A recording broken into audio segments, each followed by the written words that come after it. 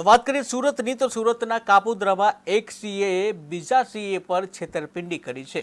ત્યારે ઘટના છે સુરતના કાપોદ્રા વિસ્તારની, જ્યાં એક સીએ દ્વારા બીજા સીએ પર છેતરપિંડી કરવામાં આવી છે। લોભામણી સ્કીમ આપી રોકાણ કરાવ્યું હતું, વધારે નફો મળશે અને તમારું ફંડ પણ સુરક્ષિત રહેશે તેવું જણાવી અને છેતરપિંડી આચરવામાં આવી હતી। ત્યારે લોભામણી લાલચ આપી છેતરપિંડી આચરવામાં આવી હતી, ખોટા કેસમાં ફસાવી દેવાની ધમકી પણ આપવામાં આવી હતી।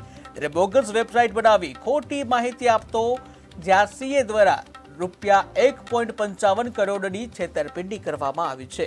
આરોપી સહિત પરિવાર સામે ફરિયાદ નોંધાવી છે। ત્યારે પોલીસે આરોપી માર્શલ કન્નુ સરખેદીની ધરપકડ કરી છે। છેતરપિંડીનો આંકડો 25 કરોડે પહોંચે તેવું પણ અનુમાન લગાવવામાં આવી રહ્યું છે। ત્યારે 35થી વધુ સીએ સહિત ફસાવ્યા છે, જ્યાં 100થી વધુ લોકો સાથે છેતરપિંડી કરવામાં આવી છે। ત્યારે ભોગ બનેલાઓએ કાપોદ્રા પોલીસનો સંપર્ક કરી અપીલ કરી છે। અને અમારા 10-15 વર્ષથી એકબીજાના રિલેશન હતા, કારણ કે ઇન્સ્ટિટ્યૂટમાં મળતા હોઈએ। ત્યાં એ પોર્ટફોલિયો મેનેજમેન્ટ સર્વિસીસ અને હેજિંગના સેમિનાર પણ આપતો અને અમારી ઇન્કમ ઇન્સ્ટિટ્યૂટની ક્રિકેટ ટુર્નામેન્ટ હોય ત્યારે પણ એ મતલબ સાથે રહેતો, એટલે અમારા બધાના ટચમાં જ હતો। અને એણે મતલબ અવારનવાર કીધું હતું કે તમારે ઇન્વેસ્ટ કરવું હોય તો કહેજો, આપણે ચેકથી કરવાનું છે અને કાંઈ આમાં પેલું છે નહીં, અમારી ફર્મ રજિસ્ટર્ડ છે અને બધું પ્રોફેશનલી જ થશે।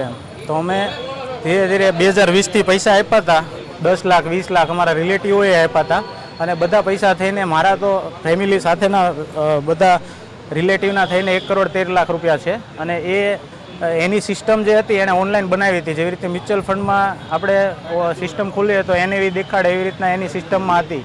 અને અમને એમ હતું કે કંઈ વાંધો નથી। જ્યારે પૈસા માંગવાનું ચાલુ કર્યું ત્યારે એણે ગલ્લા તલ્લા કર્યા, એટલે સિસ્ટમે એણે ઉડાડી નાખી અત્યારે।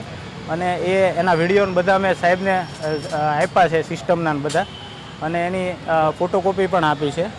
અને એ મતલબ ટોટલ 1,56,00,000 એની સિસ્ટમમાં બતાવતા હતા મારો અમાઉન્ટ। પછી જ્યારે ગલ્લા તલ્લા કર્યા અને એણે એમ કીધું કે ભાઈ અમે ખોટા કેસમાં ફસાવી દઈશું, નામ ને તેમ ને, એટલે અમે ભેગા થયા, જે લોકોના